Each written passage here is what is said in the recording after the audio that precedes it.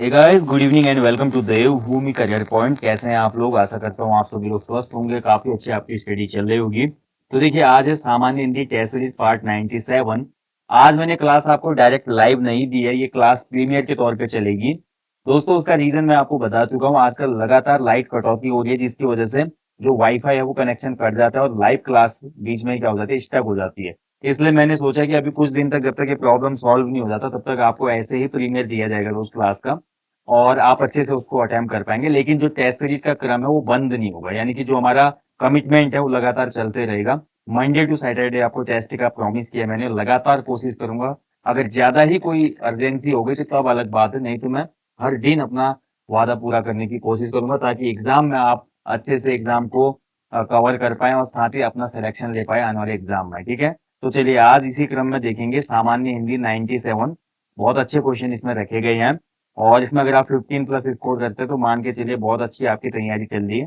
तो चलिए शुरू करेंगे आज का टेस्ट। पहला क्वेश्चन आपके सामने स्क्रीन पे। ठीक है, तो आज देखिए जनरल हिंदी टेस्ट 97। तो 97 में भी बहुत अच्छे क्वेश्चन आपको देखने को मिलेंगे। ठीक है, तो पहला क्वेश्चन आपके सामने देखिए स्क्रीन पे। राजभाषा अधिनियम 1976 के तहत उत्तराखंड किस वर्ग क्षेत्र में रखा गया है? तो देखिए, राजभाषा जो अधिनियम है 96 का, इसके अंतर्गत देखिए 3 वर्ग क्षेत्र बनाए गए हैं। ठीक है, क वर्ग क्षेत्र, ख वर्ग क्षेत्र और ग वर्ग क्षेत्र। ये मैंने आपको सामान्य हिंदी का जो कोर्स है, हमारा ऑनलाइन कोर्स एप्लीकेशन स्टोर पे, वहां पर बताया है। ये क वर्ग वाले राज्य कौन से होते हैं, ख वर्ग वाले राज्यों के लिए क्या कंडीशन है, ग वर्ग वाले राज्यों के लिए क्या कंडीशन है। और इससे एक क्वेश्चन डायरेक्टली बना था किसी एग्जाम में कि अंडमान निकोबार में कार्यकारी भाषा क्या है, अंडमान निकोबार में। तो आप सभी को पता ही होना चाहिए, अंडमान निकोबार में जो कार्यकारी भाषा है वो हिंदी है। ठीक है, बहुत लोगों ने उसमें गलती करी थी उस क्वेश्चन में, तो आयोग ने ऐसे फंसाया था। तो ये आपको अच्छे से याद होनी चाहिए, कहाँ पे कौन सा आपका वर्ग में आता है राज्य। उत्तराखंड देखिए हिंदी भाषी राज्य है। आपने देखा होगा उत्तराखंड की जो राजकीय भाषा है वो हिंदी है। ठीक है, प्रथम।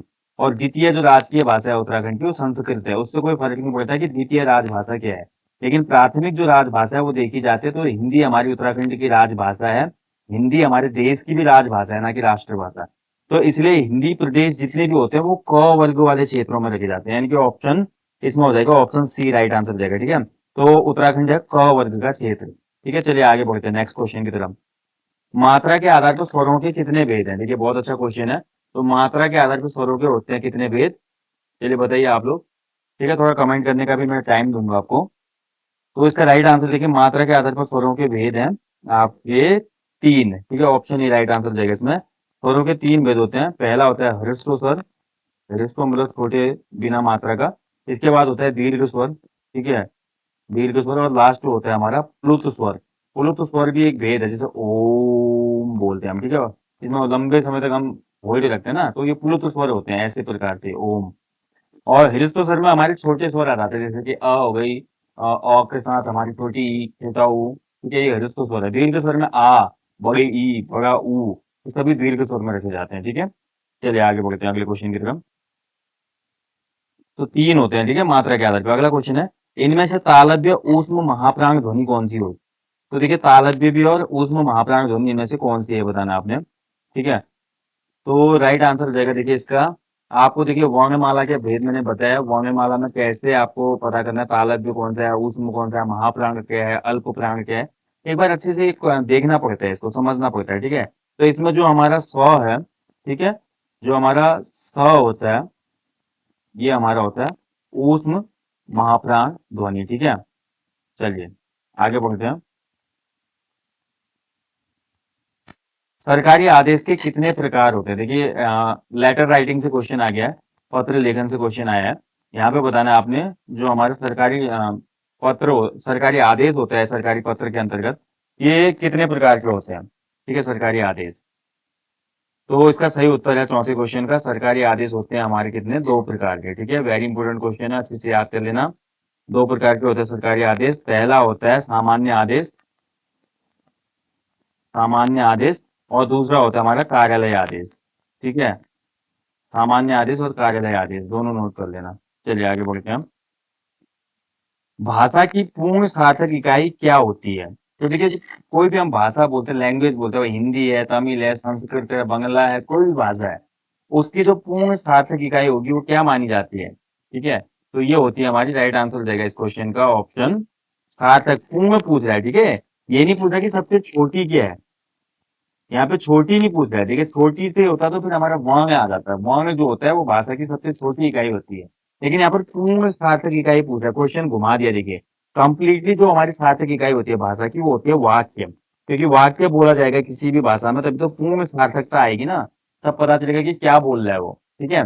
तो वाक्य इसमें राइट आंसर है। और यहीं पर अगर भाषा की सबसे छोटी सार्थक इकाई पूछा जाता है तो फिर वर्ण आपका आंसर हो जाता है, ठीक है। समझ पाएंगे मैं क्या बोलना चाह रहा हूँ। चलिए आगे बढ़ते हैं। शब्दकोश में कौन सा शब्द सबसे पहले आएगा, देखिए ऐसे में क्या देखना पड़ता है कि शब्दों का क्रम देखना पड़ता है, स्वर में है या व्यंजन में है, और इसके बाद स्वर के बाद व्यंजन है, तो कौन से क्रम का है। तो यहाँ पर देखेंगे आ सब में है ना, देख पा रहे हैं ना हम। यहाँ पर आप देख पा रहे होंगे दोस्तों, आ के बाद क्या है, ग है यहाँ पे, ठीक है, यहाँ पे क है, यहाँ पे च है, यहाँ पे ख है।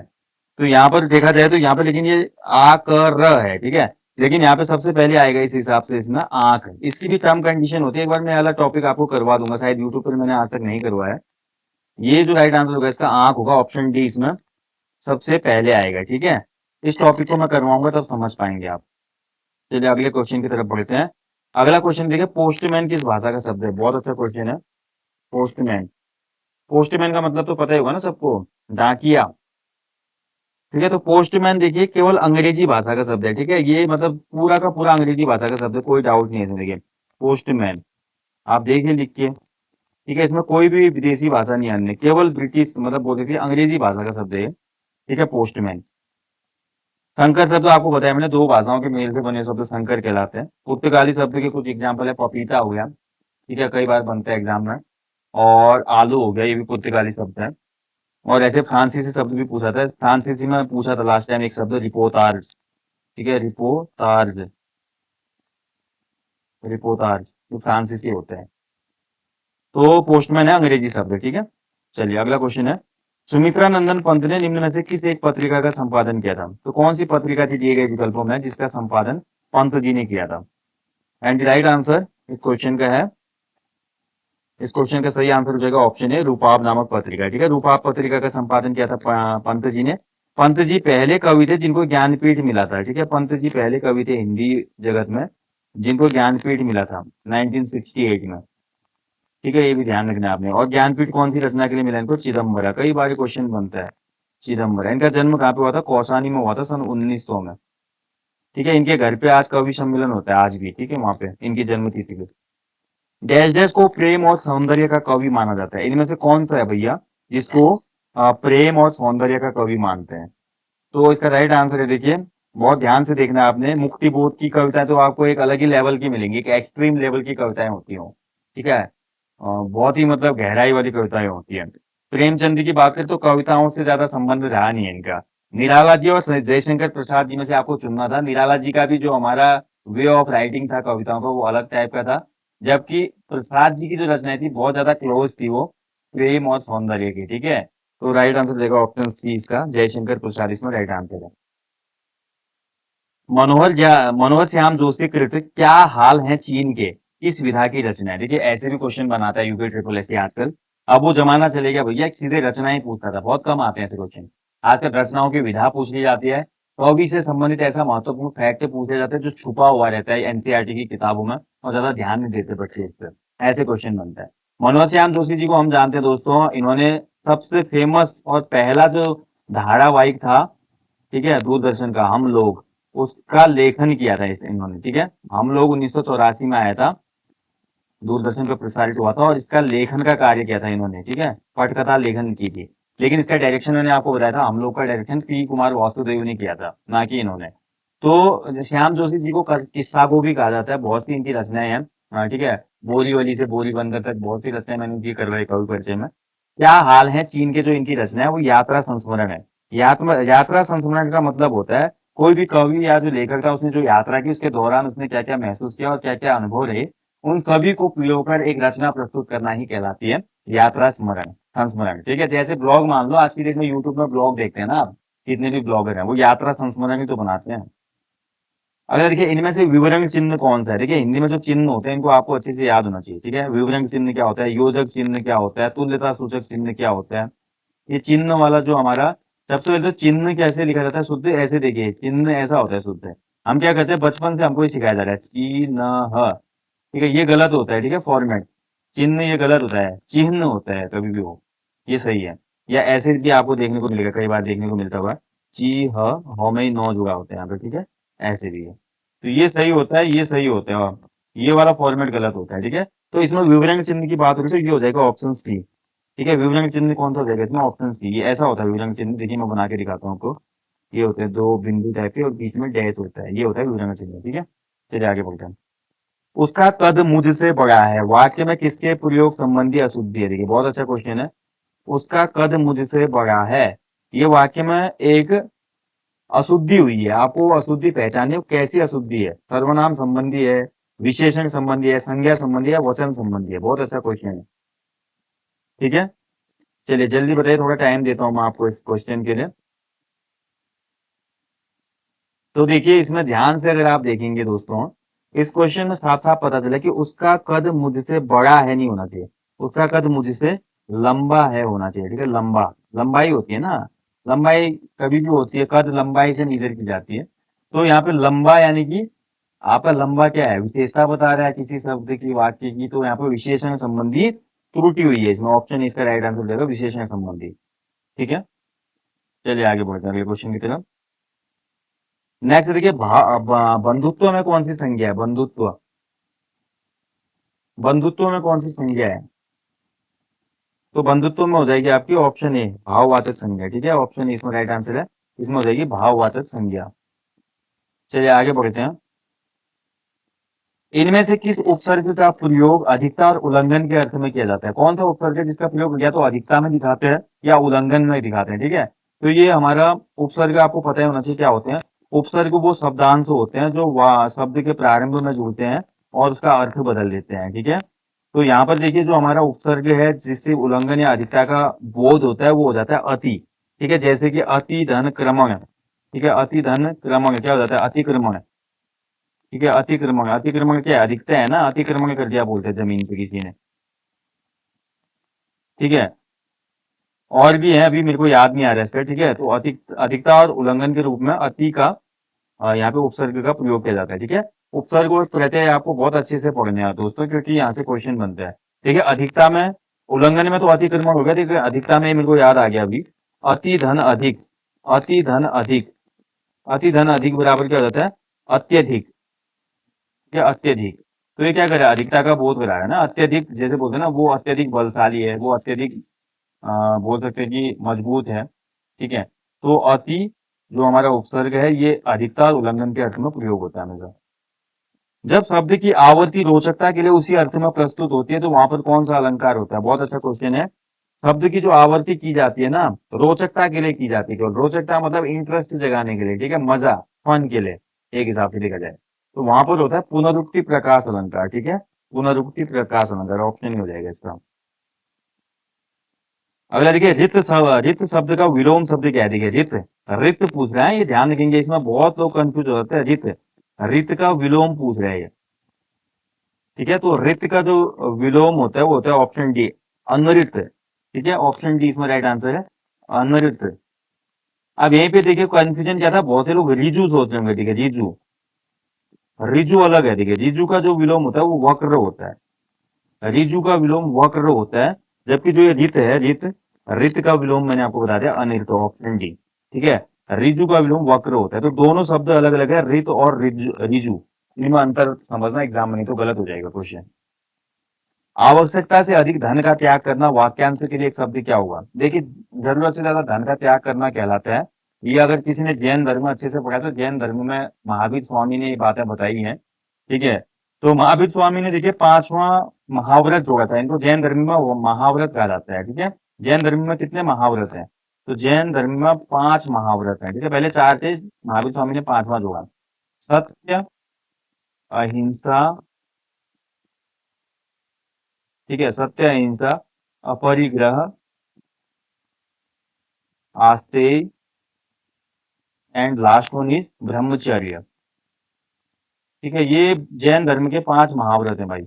इसमें से देखिए हमको एक यूज करना है अपरिग्रह यहाँ पे, ठीक है। जरूरत से ज्यादा धन का त्याग करना या जरूरत से ज्यादा धन का संग्रह ना करना कहलाता है अपरिग्रह, यानी कि ऑप्शन डी हो जाएगा इसका आंसर। अपरिग्रह कहते हैं इससे, ठीक है। सत्य का मतलब होता है सत्य बोलना हमेशा, अहिंसा मतलब हिंसा ना करना, ब्रह्मचर्य आपको पता ही है, आस्तिक का मतलब होता है किसी की चोरी ना करना।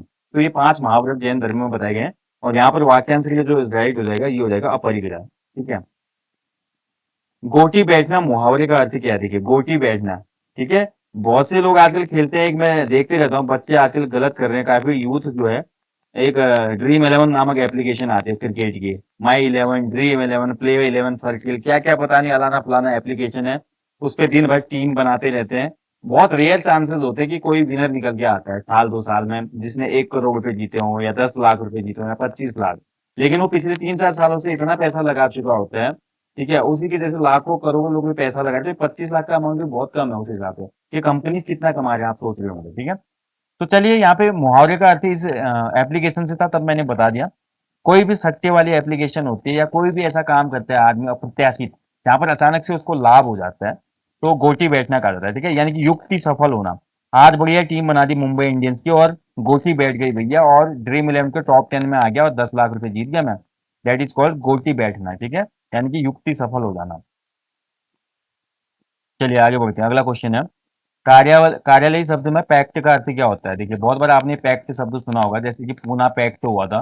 पूना पैक्ट किस किस के बीच में हुआ था, ये गांधी जी और अंबेडकर के बीच में हुआ था, ठीक है। तो पैक्ट का मतलब होता है आपका समझौता, ठीक है। एग्रीमेंट भी बोल सकते हैं इसको नॉर्मली, लेकिन एग्रीमेंट एक अलग चीज है, ठीक है। एग्रीमेंट जो होता है एक अनऑफिशियल शब्द मान सकते हैं देखा जाए। जैसे कि एग्रीमेंट आपके और मेरे बीच में भी हो सकता है, अभी मैंने आपको कोई चीज बेचनी है, तो हम दोनों एक एग्रीमेंट बना लेंगे एफिडेविट के थ्रू, ठीक है। बट पैक्ट का मतलब ये होता है कि एक विशेष, हम बोल सकते हैं कि एक प्रशासनिक शब्दावली में यूज किया जाता है पैक्ट समझौते के लिए, ठीक है। जैसे कि आपने पढ़ा होगा महात्मा गांधी के साथ जो पूना पैक्ट हुआ था, ऐसे और भी बहुत से पैक्ट हुए थे, ठीक है। तो ये पैक्ट का मतलब यही था। इनमें से कौन सा इंद्र का पर्यायवाची नहीं है, देखिए लास्ट क्वेश्चन है, बहुत अच्छा क्वेश्चन है। तो बताना है आपने इंद्र का पर्यायवाची कौन सा नहीं है। देखिए इंद्र का पर्यायवाची आपको पता होना चाहिए, इंद्र जो होते हैं देवताओं के राजा होते हैं, देवराज भी इनको कहा जाता है, ठीक है। देवराज इंद्र देवताओं के राजा। इसके अलावा और भी बहुत से इंद्र के पर्यायवाची देखने को मिलते हैं। यहाँ पर देखा जाए तो यक्षपति जो है ये इंद्र का पर्यायवाची नहीं है। यक्षपति पर्यायवाची होता है किसका, कुबेर, भगवान कुबेर जो कि धन के देवता माने जाते हैं, इसका इनका पर्यायवाची है, ठीक है। बाकी मधवा, मेघपति, कौशिक, देवराज, ठीक है, ये सभी इंद्र के पर्यायवाची होते हैं, ठीक है। तो याद रखना है आपने, इंद्र का पर्यायवाची कई बार एग्जाम में बनता है, और यक्षपति जो पर्यायवाची है कुबेर का है, ठीक है। तो ये था दोस्तों सामान्य हिंदी टेस्ट सीरीज पार्ट 97, ठीक है। तो यहीं पे टेस्ट से समाप्त करते हैं। आपका स्कोर कितना रहा, अगर आपने 15+ स्कोर किया है तो बहुत अच्छे आपकी तैयारी चल रही है। और साथ ही देखिए लगातार टेस्ट सीरीज चल रहे हैं दोस्तों, इनको आप फॉलो कीजिए। और जल्दी ही देखिए नई विज्ञप्ति भी देखने को मिल सकती है आपको जुलाई में यूपी ट्रिपल एससी की। और साथ ही देखिए पेंडिंग रिजल्ट जो है वो जल्दी जारी होंगे, तो आप लोग मेहनत करते रहे, कंटिन्यू चलते रहे, ठीक है। रुकना नहीं है, रुक गए तो फिर से सुनने में आ जाएंगे। प्रेम, त्याग, सेवा, समर्पण के साथ अपने गोल को, अपने लक्ष्य को फोकस कीजिए, और एक न एक दिन आपको सफलता जरूर मिलेगी। और इसी प्लेटफॉर्म पे आप लाइव क्लास को ज्वाइन करके अपनी सफलता के बारे में कमेंट करके मुझे बताएंगे, और लोगों को भी मोटिवेट करेंगे। जाने से पहले हमेशा की तरह दोस्तों अपने जीवन में एक पेड़ अवश्य लगाएं, और हमेशा अपने गुरुजनों को, अपने माता पिता का और अपने से बड़ों का आदर करें, सम्मान करें। साथ ही अपने से जो अनुज लोग हैं या छोटे हैं, उनको अच्छी राह पे चलने का गाइडेंस दें, उनको आगे बढ़ने के लिए प्रोत्साहित करें, हमेशा नेगेटिविटी से उनको दूर रखने का प्रयास करें, ताकि वो भी आपकी तरह एक सफल व्यक्ति बनकर समाज में अपना और समाज का नाम रोशन कर सकें। इसी आशा के साथ मैं जल्दी मिलूंगा आपको, अपना ध्यान रखिएगा। जय हिंद, जय देवभूमि, शुभ रात्रि।